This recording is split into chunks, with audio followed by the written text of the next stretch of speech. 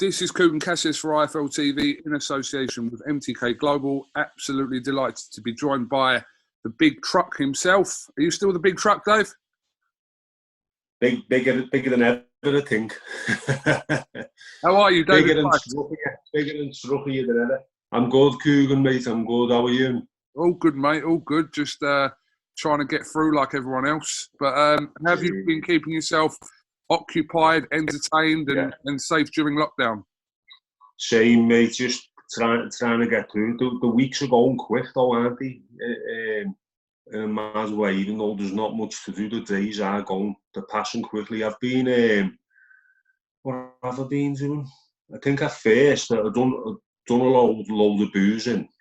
Done a lot of boozing, and it was like I was on holiday because we had the weather, sort of barbecues in the garden, drinking, just me and my wife, like, and the kids just knocking around, playing about and that. But then the novelty wears off, doesn't it? So that got knocked on my head, and I was a bit sick at first. Don't know whether I had the virus, I don't know, but I was sick for a couple of weeks. But then once it got better, I just started doing a bit of training and that once a day.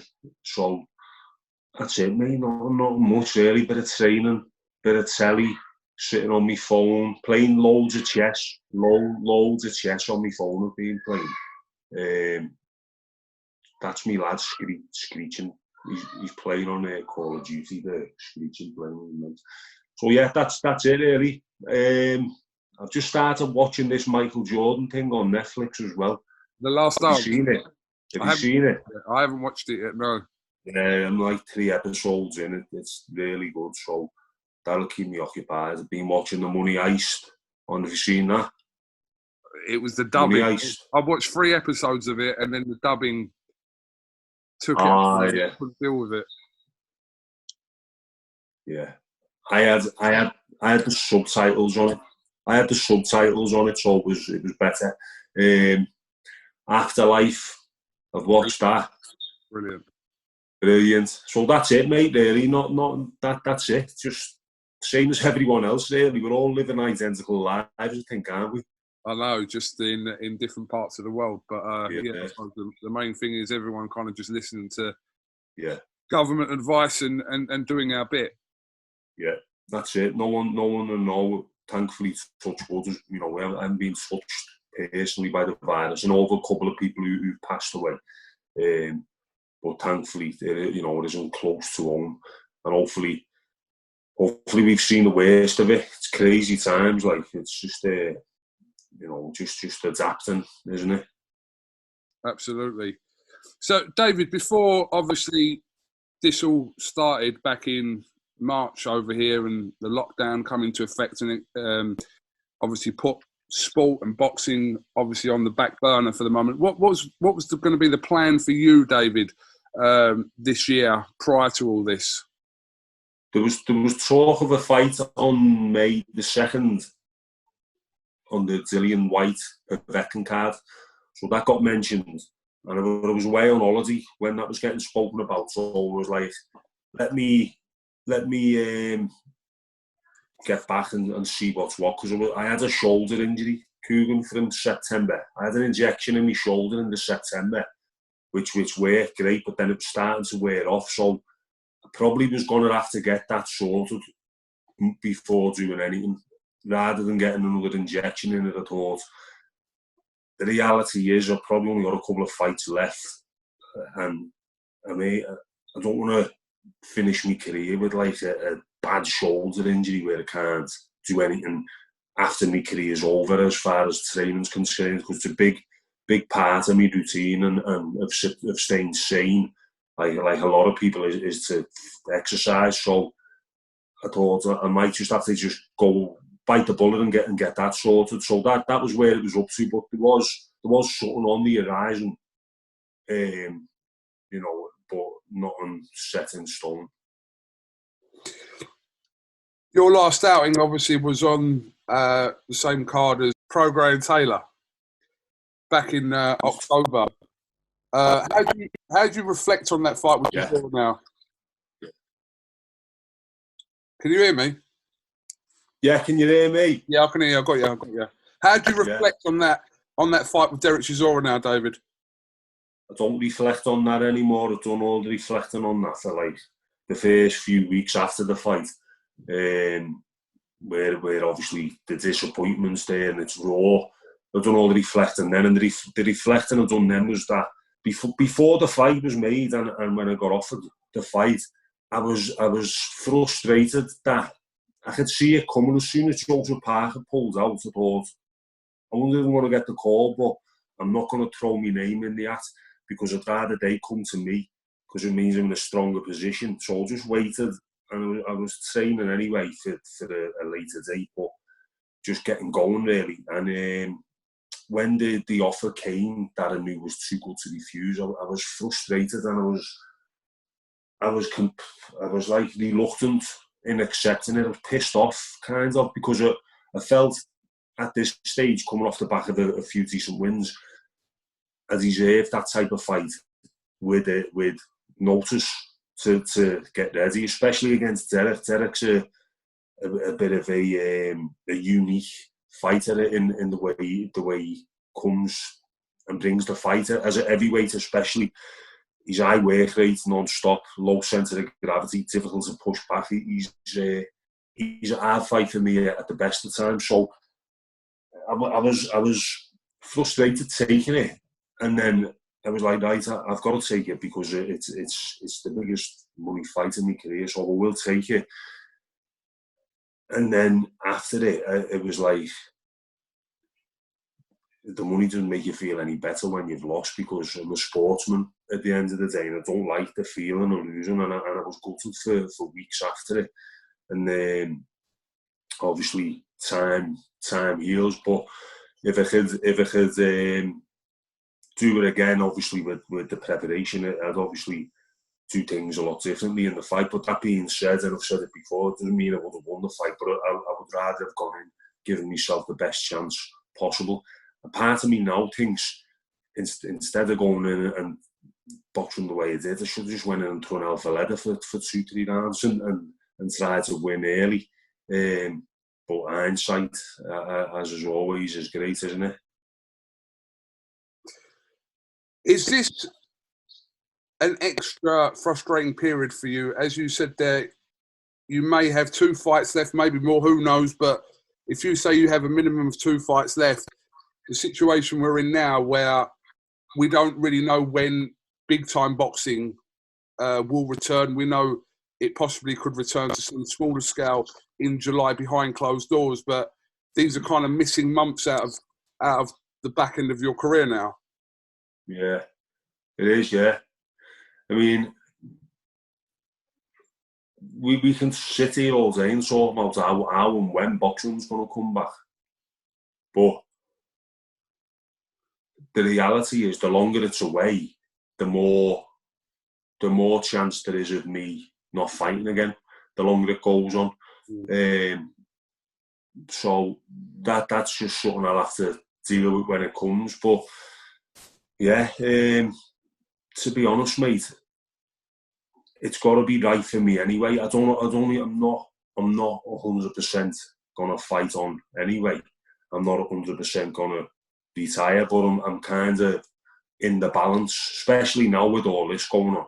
This is just like confirmed it really, that I'm uncertain what's going to happen because of the uncertainty of boxing as a whole, and I don't think I'm going to be at the front of the queue to be being put on a show, because there's going to be a backlog of fighters who are waiting on fights off Eddie Hearn, when in reality my last 2 fights I came in as an opponent.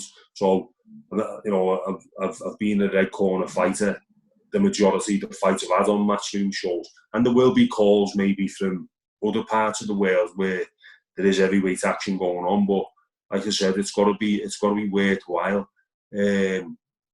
So it is quite uncertain at the minute, but I'm trying not to think of it too much. I'm trying to just go with the flow, really.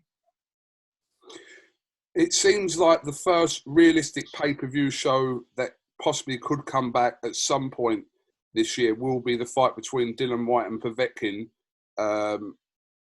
which, according to Eddie Hearn, could take place, I don't know, July, August time. Were you never ever spoken about going on that card behind closed doors, David? No, I haven't had any contact over that. Like, but I mean, if I speak to the lads, I'll speak to the MCK, maybe I'll just say, look, put my name in the after. But the problem we're gonna have is finding a gym to train in. You know, the gym we use in the Refunda, that's council owned, so you can't even just go and open that up and use it because the council wouldn't have it. That'd be a problem. A fighter's going to even spar for these fights. They may just go in bareback and just fight, no sparring, because you know the sparring partner's going to be tested. Where are they coming from? Who've they been? Where are they going to stay? Hotels? When are they going to be open? It just seems a bit optimistic, I think. But obviously, if anyone can get it done, it's Eddie. But no, I haven't heard anything yet. And I might make a call and just say, look, you know, if you want to throw my name in and see if we can do something, then do it. But like I said, this shoulder problem I've got, it's getting better the longer I'm out the gym, not punching, but I may need to get this sorted before anything else. Were there any specific opponents that had been named for the potential date, which would have been obviously May the 2nd? Were there any opponents being talked about? He mentioned Erkan Tepe, who we lost to for the European title, who failed the drug test. That got mentioned. Nothing else though. I mean, that was the only one that got mentioned. That's a bit of a personal situation for you as well, isn't it? Yeah, it was like, it gave me a bit of a dilemma really, because it was, do you want to go and settle the score type of thing and you know, give revenge that type of way, given what happened, or do you resent giving someone an opportunity again who blatantly cheated and everything happened surrounding it and everything that went on after it? So that was the conundrum that gave me. But like I said, it weren't that much of a thing on my mind at that time, because the reality was I weren't likely going to be ready for that fight because the shoulder injury. But that was what got mentioned. You know, Eddie likes to think outside the box, rather than just putting a fight on. He wants to make it interesting, and I can see where he's coming from with it. Whether it'd give me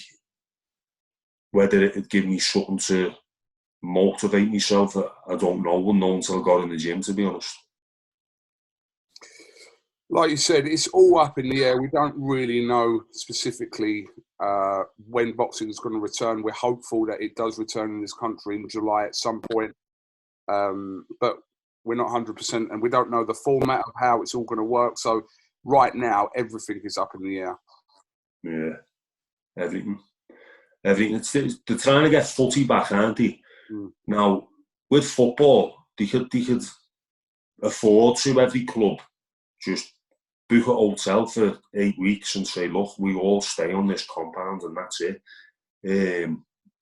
Obviously, but then there's other variables, as in stewards, match officials, everything else. There's a lot to be dealt with, but I think if anyone can do that, the Premier League, they've got that much money. Boxing's different. Fighters are left to their own devices a lot and have to do everything for themselves anyway. Yeah, it's gonna be hard. I think it's gonna be hard, and I feel more for the young lads coming through whose careers are just getting up and running, you know, and they're putting wins together. They're waiting on title shots. They're waiting on nice paydays and everything else. I do feel for them more than anyone. And look at the lads who the Olympics. What a time for this to happen! It's the likes of them. I've got a lot of sympathy for them. It's a twat of a situation.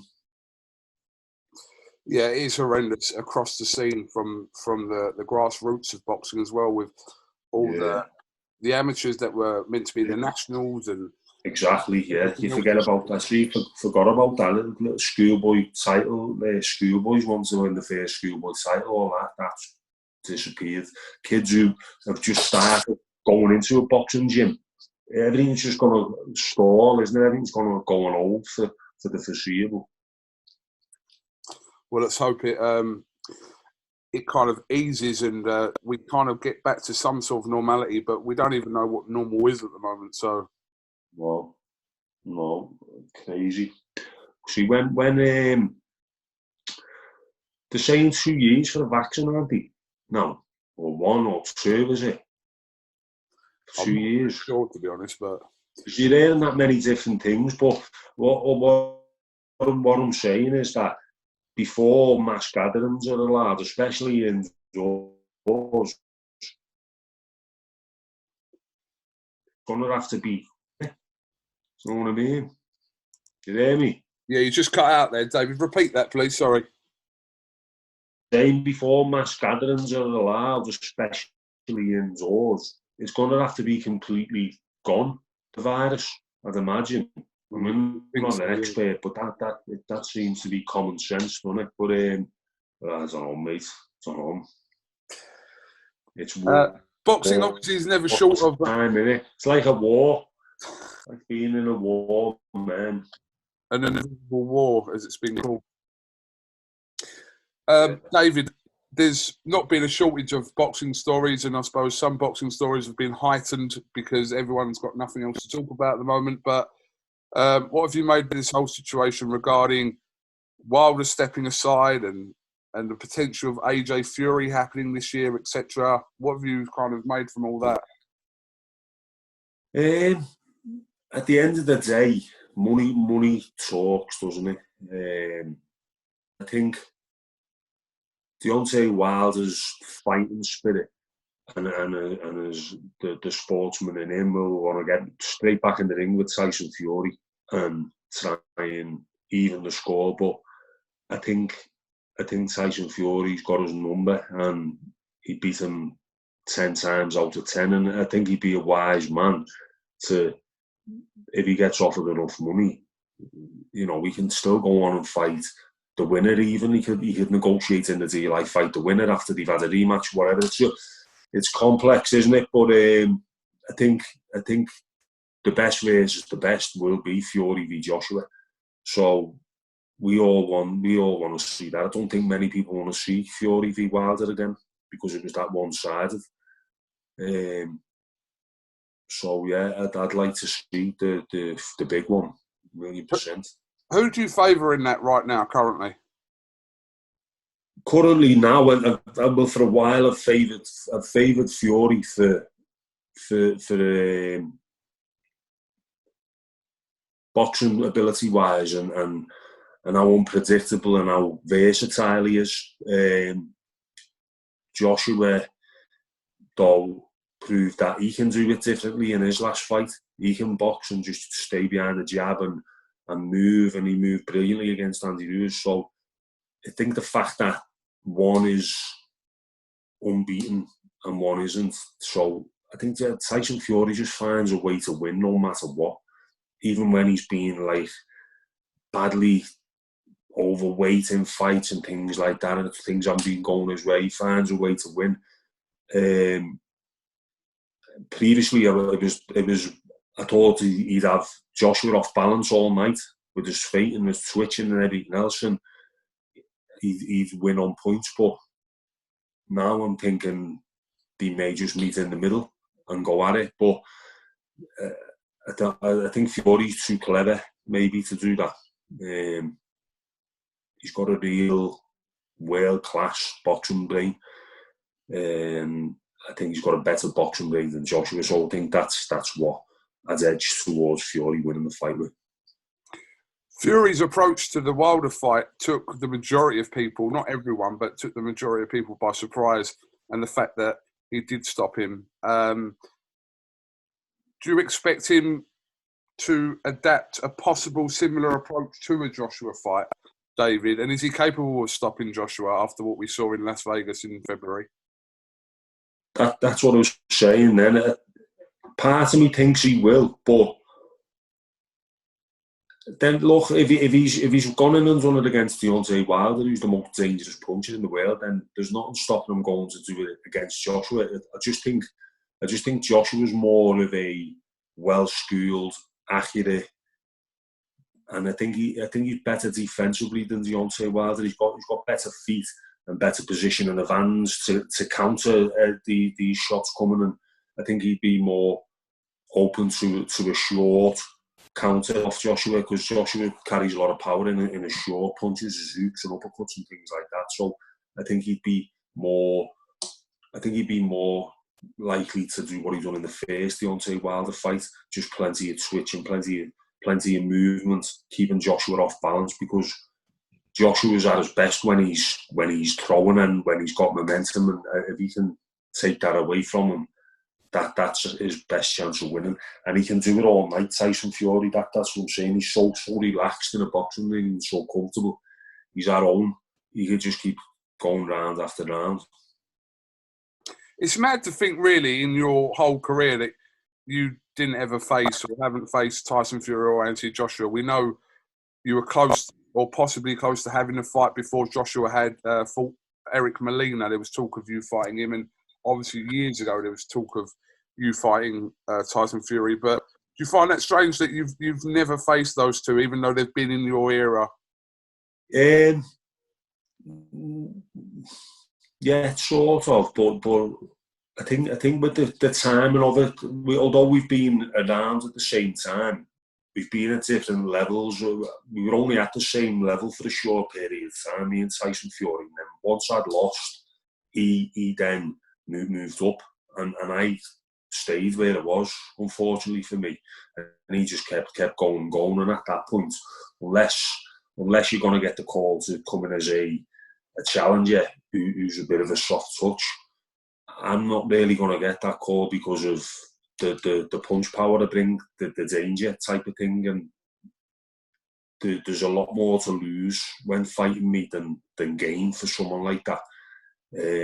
So that ain't likely going to happen. And the Joshua one, again, when we were at similar level, British level, he just went straight on to fight for the world title, because he was beyond British level at that point, obviously. So, yeah, we've been around, but we haven't been at the same level for very long with each other. They've excelled, and I've kind of just stood still, really. Who's been the hardest puncher you've been either sparred with or been in the ring with, David? There's a lot of people name you as that person on the flip side. Yeah. Obviously, the hardest I've ever been hit was when I got knocked out by Tepe in Germany. That was the hardest I've been hit. But he was juiced up to the nines, no matter what people say, whether they think the drugs had an impact or not. He was juiced up to the nines, so I can't really count him. Tony Bellew is up there. I sparred with Bellew when we were kids, and I think I'd done a tech spar with him, and I come home after the tech spar. First time I'd met him, actually, on like a squad thing, like a local squad thing, and he was brand new, really. But we were sparring with each other for about, it felt like an hour, might have been less. And it was like technical sparring, but it was like repetition of taking the odd shot here and there. And after I went home, and it was like a bit fuzzy. And we were only kids at the time, so you don't really used to anything like that. And I was like, oh, he's got some pop in him, that fella. And he was a hard, heavy-handed puncher, Tony Bellew, so relaxed with it. David A, massive puncher. I'd probably say David A. David A, yeah? Yeah, David A, yeah. Big puncher. Explosive. Where does your sparring with Joshua fit into all that? Joshua was brand new then, so I can't really judge him off that. He was like, just won a couple of ABA titles and quite young, not physically wasn't what he is now, obviously. So I can't really judge that. Although I remember taking even just a few jabs off Joshua, and you could feel the weight in it, even though he was young at the time and inexperienced. So, but you know, I didn't take any big ones off him. That's fair comment. I'm trying to think if there's anyone else who've sparred with him who's been a big puncher, but no one, you know, no one's heard of. And there's a couple from the amateur days who sparred with him. They were bangers, but I can't think off the top of my head. But I'd have to say David A at this stage. In fact, I don't want to fucking get it harder by anyone else at this stage either, sparring or not. Because there are quite a few, like I said, the heavyweights, especially people that you either have sparred or you've been in the ring with, and who, like I said earlier, do list you as for a single heavyweight knockout punch. There's not many people that can punch harder than you in that respect. Yeah, no, it's there. The power's always been there. Do you know I had an injury though in 2014. I had a tear in like the capsule in my index finger knuckle, and I was out for a while with it. I don't think I've been the same since that with my right hand, to be honest. I don't think my right hand's had the same. I haven't had the same confidence to let it go like it used to, because fear of hurting it again, because it hasn't quite got to the same. But still enough to do damage, but not quite what it was when early on. You know what I mean? All right. Well, David, listen, appreciate your time. Can you just give us No, I'm not. I want to know who's on your back. I want to know who's on your back wall. I can see some people, but you're broad. Yeah, I'll show you. Let me just spin that. Yeah, right. So, right. I've got loads. There's Kenny Norton. Yeah. They're all signed. Leon Spinks, Bob Foster, great fighter. There's me training. There's me with Sugar Ray Leonard. Yeah. There's me in the Olympics. Joe Frazier. Yeah. Lloyd Patterson. Wow. That's Joe Frazier. That's Joe Lewis. And that is George Chivallo, a Canadian heavyweight. It's like Eddie Earn on the call on the end there. Let's have a look at him. Yeah. That got given to me off a play that got made in Liverpool about Evan and Liverpool, and that was like a prop on the stage. The other one was Tony Bellew, and they gave me that, so I'll put that up in here. Who's that? Jimmy Ellis, Mickey Ward, Sir Henry, Carmen Basilio. I like that one because he fought Sugar Ray Robinson and all that. I got that off this Jake LaMotta, Ruben Carter, Hurricane. What's his name? That isn't even signed, that one. He was the fighting fireman, him. Hector Camacho. There's me. There's like a collage of me. Mike Tyson. Like, there's me on the front of the Ring magazine when like I was really being talked of being the next big thing. So not many people can say they've been on the front of the Ring magazine. I have. Who's that? That's Sugar Ray Leonard. Yeah, there's all kinds of big people. Yeah. A little pub this in my house. So that's your man cave. Yeah, it's my man cave, but it's like a shrine to myself. Got me Olympia vest and all that, but yeah. And I've got a picture of the Al Spine Cop at Anfield. So, do you know what though? I very, very rarely come in here. When I first got it, I did. I used to have people down for the footy all the time and that, but now it's pretty much defunct. It's like half an office now. A shrine to myself. I love it. Okay, mate. All right, well, listen, yeah, like I said, I appreciate your time as always, David, and obviously everything's okay and you keep yourself safe, and like I said, we'll get back to normal sooner rather than later, whatever normal is, as I said earlier. Yeah, you look after yourself, mate. Take care, David. Thank you very much, yeah? Take it easy. Thanks, KUGAN. See you later. See you, mate. Thank you.